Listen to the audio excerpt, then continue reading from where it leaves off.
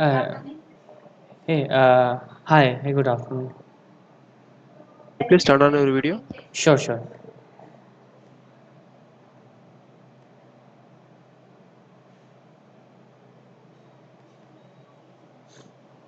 Yeah, am I visible?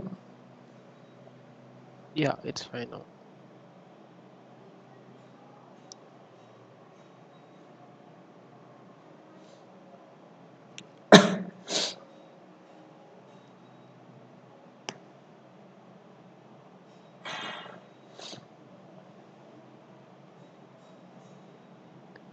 Hi Ashwin, good afternoon. Hi, hi, Sunanya.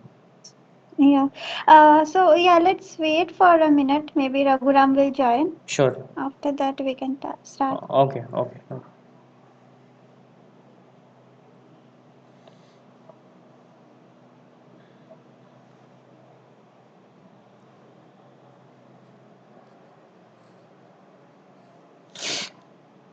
Hey Surendra.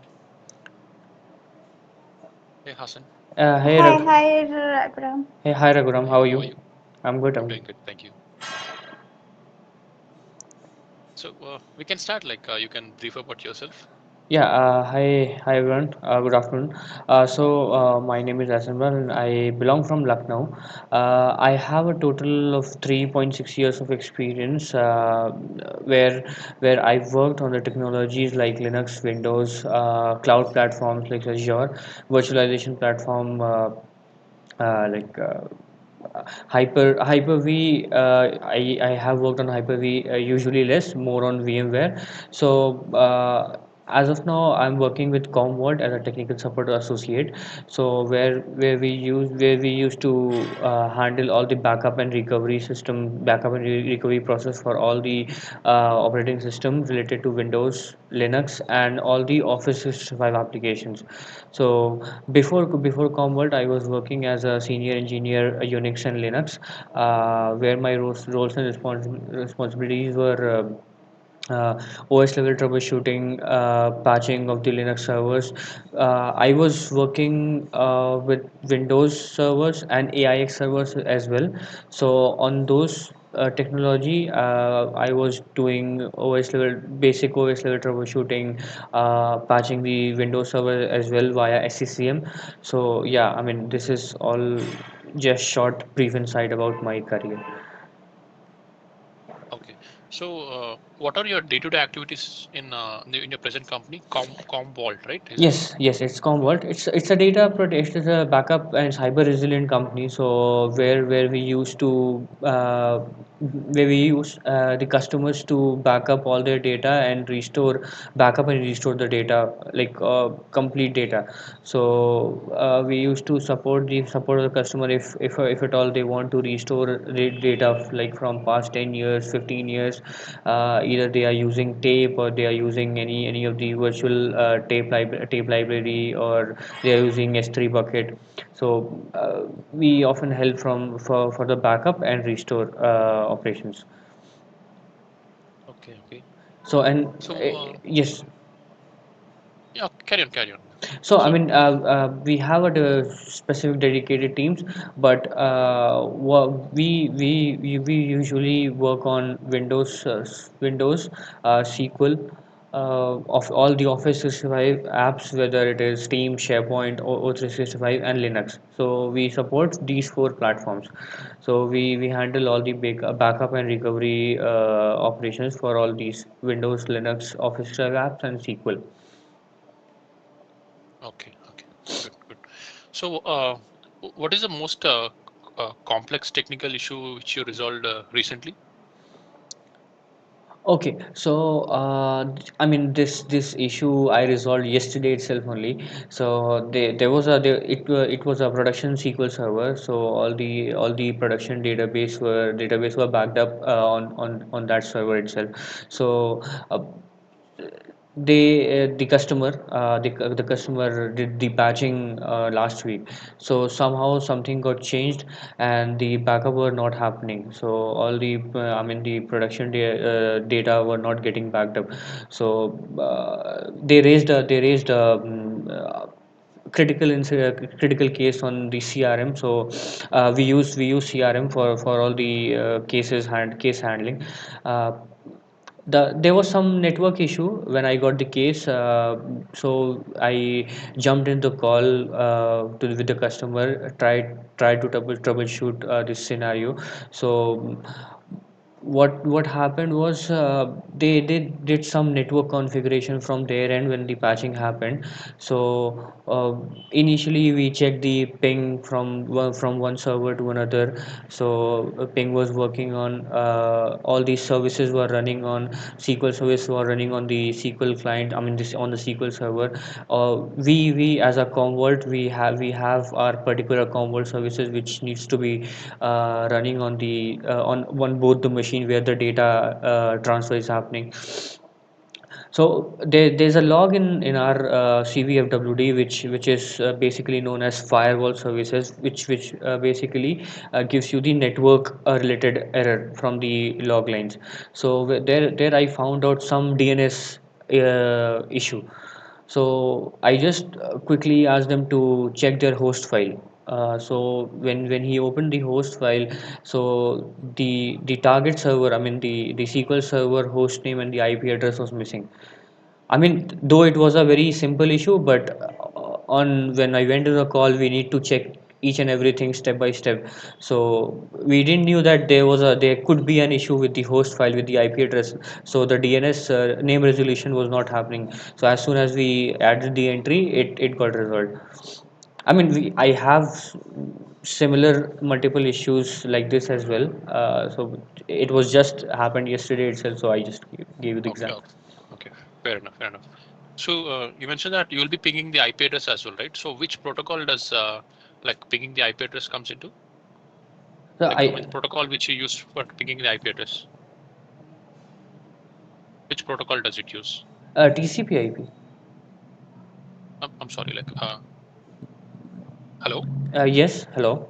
Yeah, yeah. So what is the protocol? What was the Uh, protocol? TCP/IP. No, no, no. I'm not asking about the transmission or something like that. Okay. So, for example, you're connected to your machine and you want to ping your one of your server, whether to check whether it is connected or not. So, which protocol does it use in the backend? No, normally we use it as we go to command prompt and we'll click on IP config and we'll be able to get it. And in Correct, case if correct. you want to ping any specific IP address, then you'll ping IP Yes, space and the IP address, right? So yes. that's what you do. But which protocol does it use in the backend? Okay. In the backend, mm, it uses this ICMP. Yeah, yeah. Okay, I was expecting that. Yeah, okay. Yes. Yeah, good. So you also mentioned about firewalls, right? So how do you check firewalls? Oh, okay. I mean, in our scenario, uh, we ask usually customer, but to check the firewall, we have we have a system default firewall from the Windows. Okay, in case if Uh, you want to check it through a command, so how do you do that? Okay. I mean, should I mm, tell for with respect to Windows or Linux? Windows. Okay. Firewall. For Windows,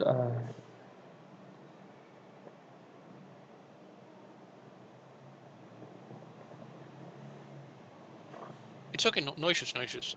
So what is DHCP does? dynamic host configuration protocol. So what it does is it automa I mean it there's a process called DORA process. So what it does is it automatically assigns the IP address whenever a system is allocated to the network. Okay, and how it assigns a protocol? How it assigns the IP address? Like you have multiple methods in that, right? I mean, a few two methods, right? So what does it exactly does? How it assigns IP address? So, I mean, are you asking about the static and dynamic? Yeah, yeah. Like when you're talking about DHCP, you should also say this Yeah. as well, right? Yeah, like how it assigns and okay. Anyways, okay. So have you worked on web servers?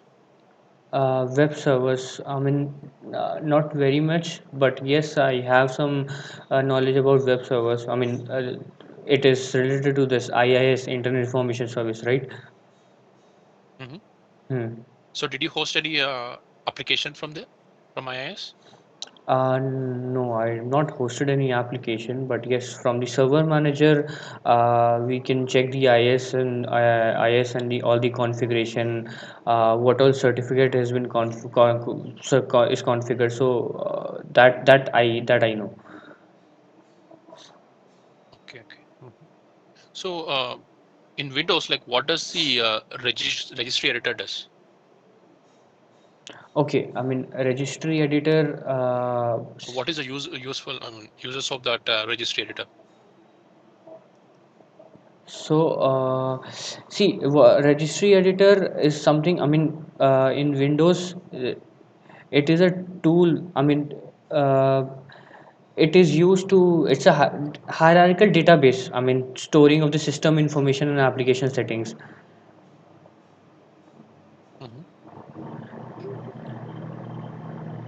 So from registry editor, you can enable or disable the ports, any fixed issues like the modify startup program or the fixed I mean any of the performance related issues, system default settings, you can change and you can modify from the registry settings.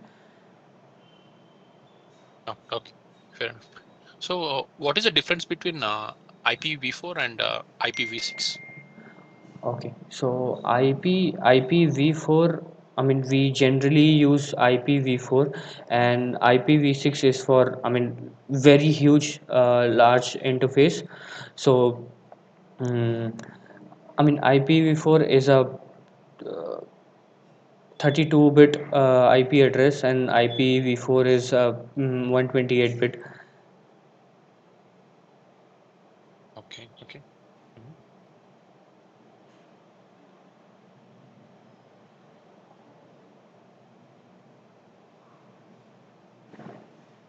So did you ever worked on Active Directory? Yes, I did. I have worked on an Active Directory. I mean, uh, the process of create. I mean, how do we change the username password of any users, or what all groups a group policies has been created. So yes. Okay, so so what is a group policy?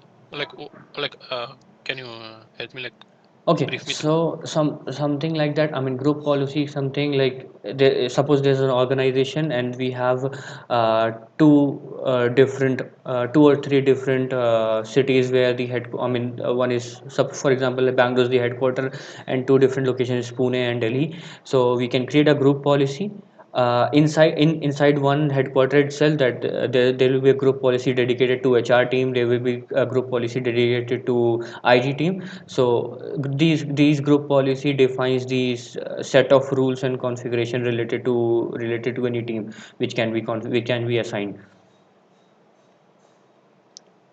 Okay, okay. So is it possible to restore the Active Directory Active Directory partitions? Restore. Yeah, I mean, in case if they want to restore the partitions in Active Directory, is it possible? mm, Partitions, restore Active Directory, AD restore, yes, we can do it.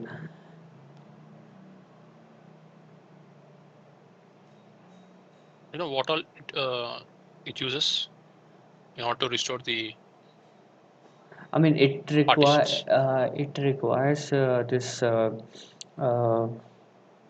directory services restore mode. I mean, uh,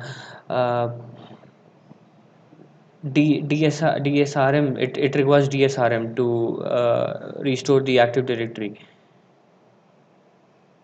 Okay. So, okay, got it. Okay. So, for example, if your,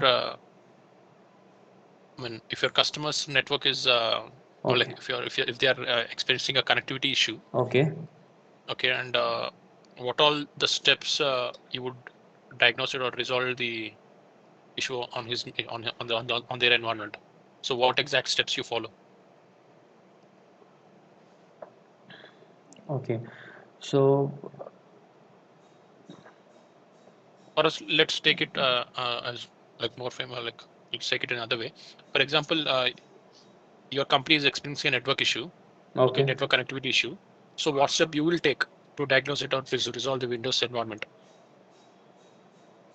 Okay. I mean, you can help me like only the steps which you will check. Okay. I mean, first from the very basic, check the network. Check the network, is it up and running fine, and from the command itself, we can check, we ping the IP address. We can do the we can check the DNS, I mean NS lookup with the host name or the IP address, or dig command, we can use dig command. And trace, we can use trace route, basically. With these steps, we can check if the firewall is blocking any network. Hmm. Okay. And what is your understanding about DNS? What does DNS do?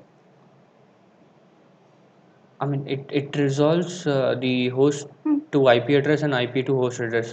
Okay. Yeah. What are the DNS records? Are you aware of any DNS records? What we have? Yes, sir. I mean, I have I I'm not very much aware of DNS records. I mean, yes, I have it. Like there's like multiple records. There's a record, address record, then it is IPv6 address record. Uh, Hmm. but I've not, because I am not from the initially. I'm not more into networking, so that's why. Okay.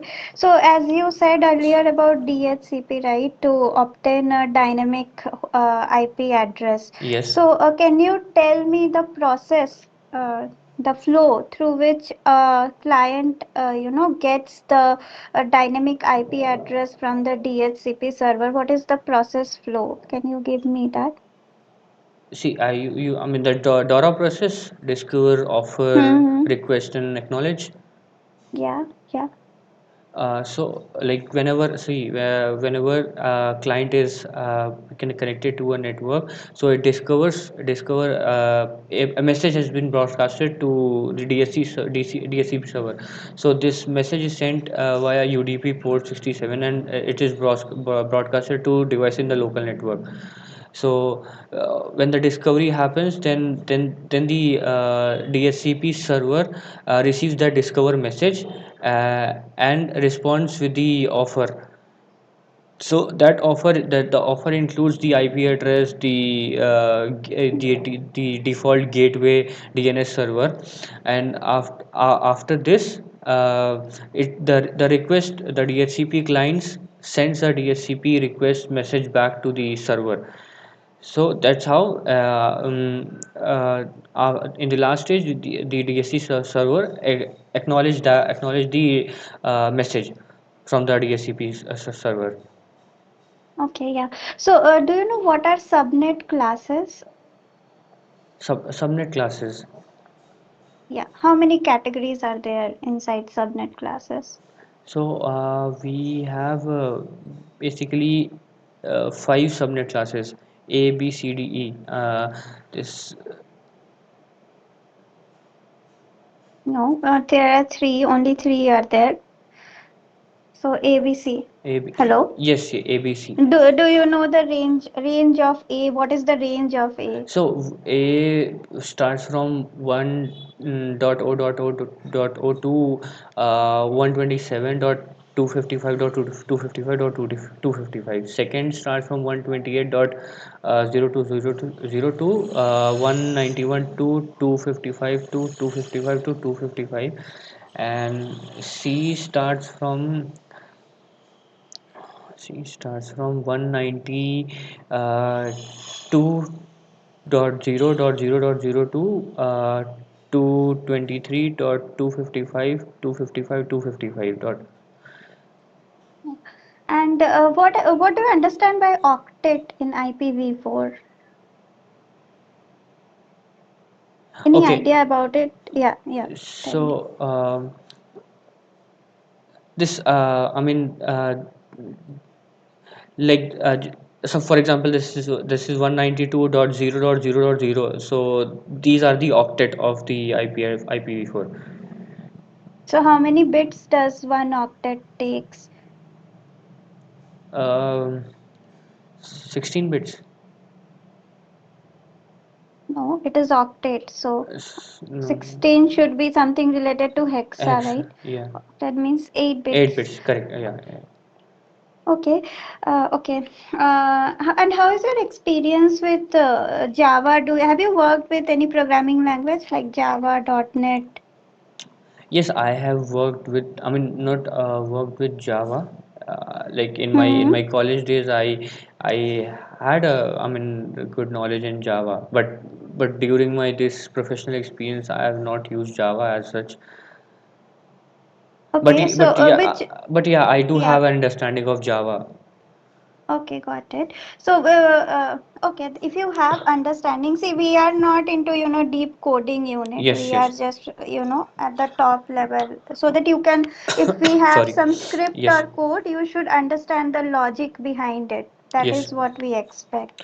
So, okay, suppose there is a Java-based application, okay, or not even Java, if you consider any OOPS-oriented programming Oh. language, right? Mm-hmm. C++ Correct. or Python. So you always get these exceptions in the Yes. logs whenever there is some issue. Most of the time you will get. So Yes.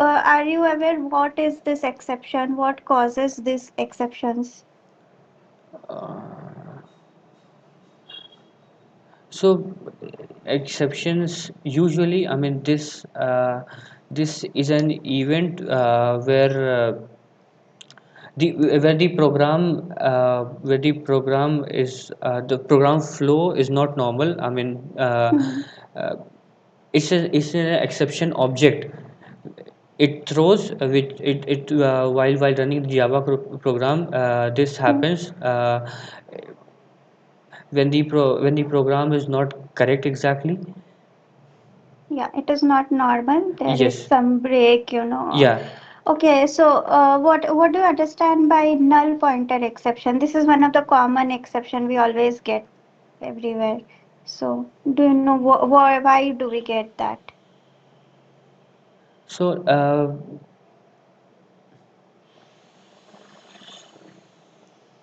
so suppose for example, when we create any object, I mean string or array. So if there's a null reference, so I mean Yeah, you are in a right direction. The same like object is not present whenever y- your yes, application is trying to reference something, but the y- object is not present in memory. So then also we can get null pointer yes, yes. exceptions. Okay, Because okay. apart from Java, I mean, not particularly Java, but yes, I have worked on shell scripting in my these Mm-hmm. experience. So Bash scripting, Okay. Linux, yes. Mm-hmm. Okay. Nice to know that. Okay. And what do you understand by threads? Like, what is the difference between threads and process? Okay, so I mean, in my language, process is a single entity, but thread itself is a threads would be multiple process inside a single process. Okay. Okay. And how is your experience with Linux? Have you worked on Linux platform? Yes, I have worked with Linux platform much. I mean pretty well. Okay. And what are the Linux distros have you worked on? Uh, Linux flavors. Yeah. Ubuntu, Red Hat, CentOS, SUSE, all four. Okay. So do your application is installed on Linux in your the place where you work? So do you use Linux servers only specifically, or do you use Windows also? Both, we use both. Okay.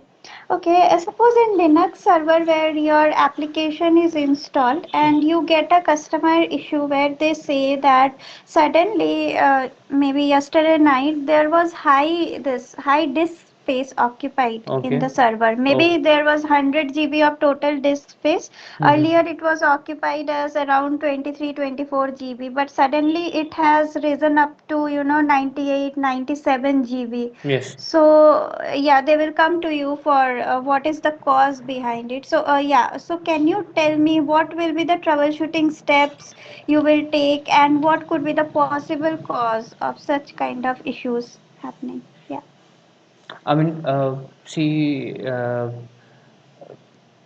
like troubleshooting steps, if there's a sudden spike in the disk usage, so by two things we can check the disk usage, the partition, df-h and lsblk, so we can check the utilization.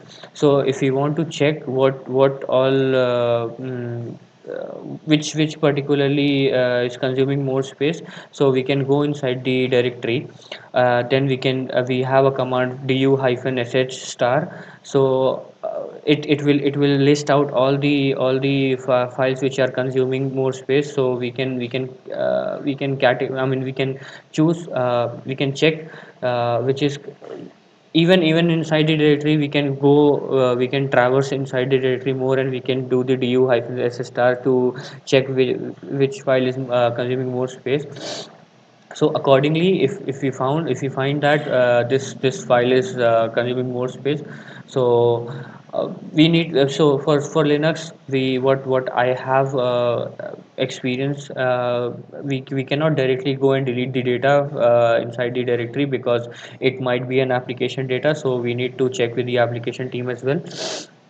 Mm-hmm. So what we can do is, we can, I mean, if that is something critical, we can compress the file, and we with the tar command, we can compress the file and delete the original file. So it won't be a data loss. I mean, we can compress the data, and we can reduce the file system utilization. Okay. Okay. And what is the use of netstat command? Why do we use netstat? Uh, to check the listening ports. I mean to check the listening ports, or which ports are consumed by which service. Okay. Okay. And have you used TCP dump anytime in your work? TCP dump. Yeah. No, no, not use Uh, TCP dump. Yeah. or any experience with Wireshark or Fiddler? Anything? Uh, I've not used Wireshark, but yes, I know that's a networking tool. Like, why what Wireshark does is, like, if there are two servers which, and if there's a packet drop is there, so Wireshark will test where, I mean, how much the packets are getting dropped, and what is the network latency between the two servers. I've not used Wireshark personally, I mean, in my professional experience, but in we used to check with the customer that they can use Wireshark to test the network connectivity between the servers. Okay. And okay, any tool have you used to, track browser traffics? Like browser traffics means HTTPS traffic. Whenever you are loading an application, there are all the HTTPS calls which are going on, right? So those things, do you use any tool to track those kind of request response? Mm, no, no, not yet. Okay, so suppose you have an application and you try to load it and you get a pop-up error message saying that there is some script related error like invalid token or invalid syntax. We get normally this error. In that case, how will you troubleshoot that issue and what are the files you will look into to, find the possible cause of that issue? Mm,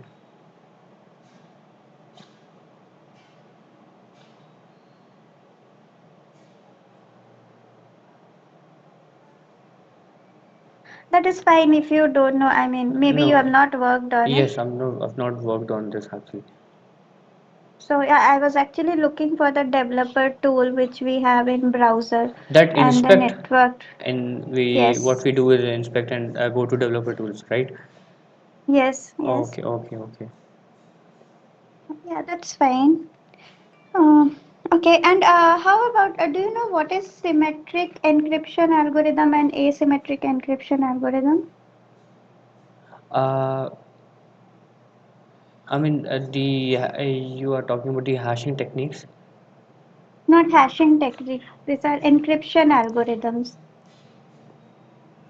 Okay, so I mean, this symmetric algorithm uses the same key to encrypt the data Hmm, and and asym decrypt. and decrypt. So I mean, it uses both the keys to encrypt and decrypt the data. And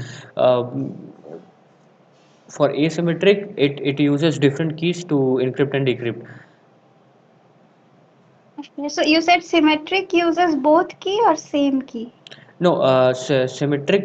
See, so for symmetric algorithm, it uses the same key, but for the asymmetric algorithm, it uses Hmm. public key and private key. Public key for the Okay. encryption and private key for the decryption. Can you give some example of this encryption algorithm, symmetric and asymmetric, which you have used commonly, maybe? This, I mean, for asymmetric algorithm, this is a basic example SSL certificate which is applied for on the servers. So it is the example for asymmetric algorithm. Yeah, And for symmetric,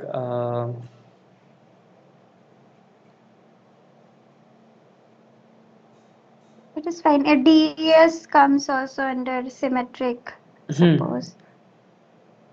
Okay. And how can you name some of the hashing algorithms? Any which you have used?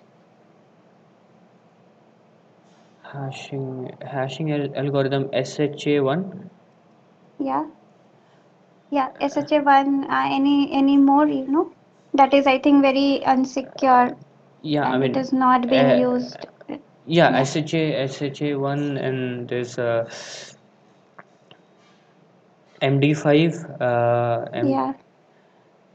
MD5. Right. Yeah, SHA 256, MD5. Yes. All this comes under Hmm. hashing. Okay. And what is OS hardening? What do you understand by OS hardening? So, I mean, OS hardening is something like if we want to secure our operating system in order to protect the OS from the vulnerabilities or the hack, we perform OS hardening. So, OS hardening requires, I mean, uh, it can vary from, I mean, different steps. I mean, we can block unused ports, we can implement firewall, uh, all these things. I mean, Mhm. even for hardening this certificates also work. And what about SQL injection? What is SQL injection?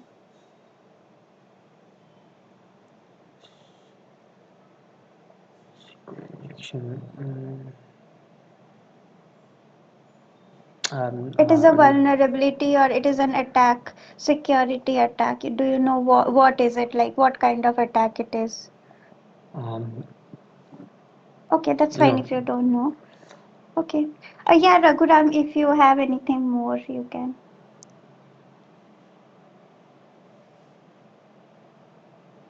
Think he's on mute or what? Yeah. Yeah. Thank you, Serena. Yeah. Sorry, I was on mute actually. I thought like I was talking. Yeah. So, answer. Do you also work on database I mean, not or on. SQL database or any relation database, anything like that? Yeah, we directly don't work on SQL database, but yes, we back up the databases. So we have the familiarity with the SSMS and all. Okay. So, in case if you want to pull a specific data, I mean, from the customer's end, like, will you be able to do that for us? With the query, SQL Yeah. query, yes, Yeah. yes, yes. To be very honest, Raghuram, I'm not very good at because I've not worked as a DB or something. But yes, if I got a chance to write a query, so I will be able to pull the table. I'll be able to pull the data because we usually work with Okay. Yeah, yes. I got it. Hmm. Yeah. So basically, we are looking for a person who can like who can understand the SQL. Like, it's not like you will be writing a query for the customer, but we have a specific team for that. But however, you need to Yeah, be in a that. position to understand. Like, so that's what I just wanted to check Because with in you. my college time, I have worked with say SQL, so yeah, I mean it would be easy for me.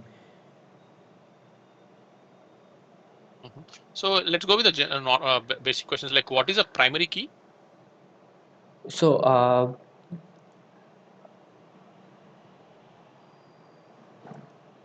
primary key, we have a table called primary key. I mean primary key is it's a I mean combination of fields and table. I mean that is uniquely defined in each row of the table. Okay. Okay.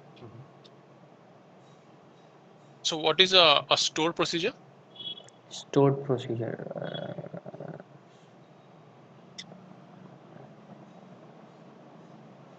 I can't recall stored procedure. Okay. So what is a view in a SQL? View.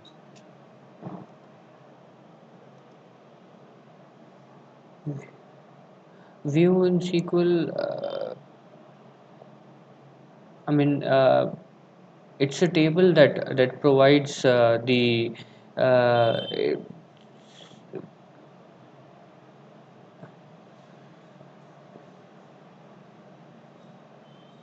It's okay. No, no issues. No. So you also mentioned that you worked in PowerShelling, right? Is it PowerShell? yeah. By some. I mean, not very much, but yes, some of it. Okay. So what are the most common brackets which we use in PowerShell?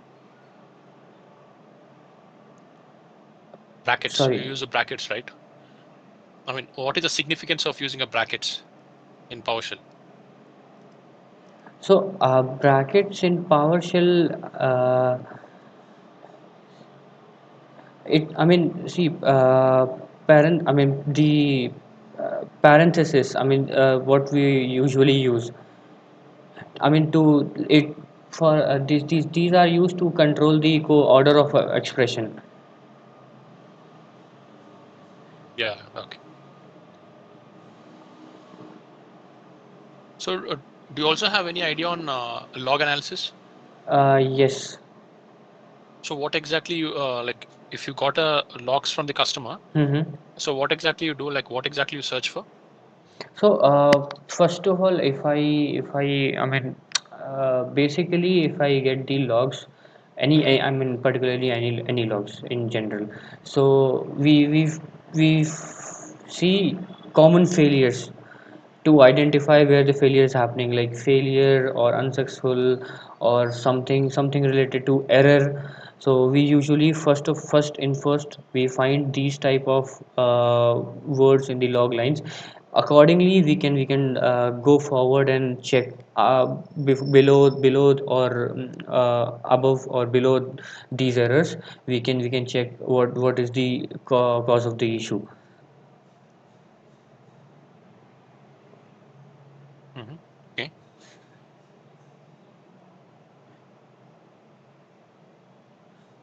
Because if you because we do the log analysis in Commvault on a daily basis.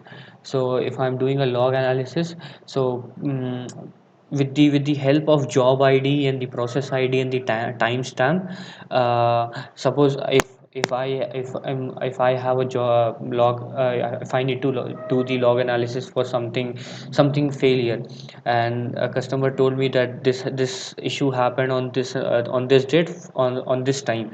So with the help of the timestamp, we can go to that particular time and check what happened at that time. And respectively we can check prior to that, half an hour before or 15 minutes before that, what happened in the logs. Is it related to network, is it related to OS? So depending upon the scenario, we do the log analysis. So log analysis includes the timestamp, the process ID, the job ID. So with the particular job ID also, we can just filter out with the job ID and the timestamp as well. So that's how we can. I mean, I do the log analysis. Okay. Okay. So do you have any idea on cloud? I think you have Yes, mentioned about yes, Microsoft Azure yes, fundamental. yeah, Azure. Mhm. So what is auto scaling? Okay. Uh, I mean, auto scaling is something. It like suppose there's a server where uh, in the CPU or the memory or the traffic has increased rapidly. So what auto scaling does is it automatically increases the CPU, or I mean it will automatically balance the amount of consumption on the of the CPU or memory on the server. Okay. So you also have an idea on ITL as well? ITL. Yes. I mean, what are the stages of ITL, right? Yeah. You have the idea on that? Like, what is that? So ITIL stages. I mean, these. You asking about the service strategy, service design, this service Yeah, yes. So what transition is the and procedure operation. like from start to the end? Or once you get a customer's, I mean, once a ticket is raised. Okay, I mean the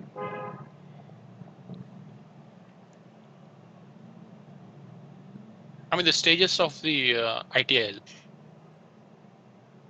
so the life cycle. okay. Wait,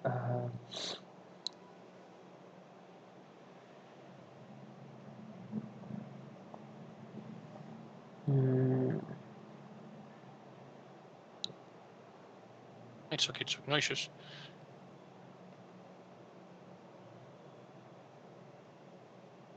Yeah, I think that's it from my end, Selena.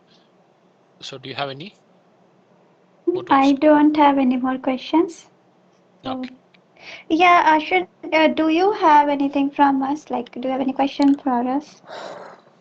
yeah, I mean, just wanted to check, like, for this particular role, what are the roles and responsibilities for this role? Like, what type of issues we used to uh, face in this role, particular role. Yeah. So basically, we are hiring for 4 different projects right now, like analytics, cybersecurity, and ITOM. So you will be handling our customers. Like we have a multiple portfolios as well. Like you will be handling technical aspects of the customer. Like in case if their application is freezing or anything which is related to the technical. Yes. So we will be handling it. We'll be the point of contact. So you'll be Okay. working 24/5 in most of the projects, and so like we have we covered all regions like APAC, EMEA, and NA. Okay. Okay. So like we'll deal with the day-to-day activities like in case if the customer's application is freeze, just as I mentioned earlier, like or if this server is down. So you'll be the first point of contact. Okay. Okay. So basically, we are looking for a person who has a good idea on Windows or Linux, or he has a good idea on networking skills and SQL database. So that's what. So rest all we should have, the person should have a basic idea on that. That is enough for us. Oh, okay. Okay. Okay. Yeah. Yeah. Got it. Any more to add, Sunena? Oh, I think we are done. Okay. Yeah. That's it, Tanshan. Okay. Hassan. Sorry. Okay. Thank you. Bye. Yeah. Okay. Thank you. Okay. Bye-bye. Thank you. Take care. Thank you, everyone.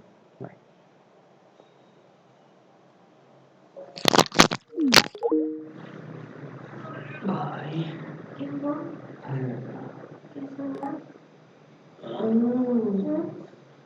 सही तो दिया है मतलब क्या बताएं तो सो जाती है क्यों क्यों अल्लाह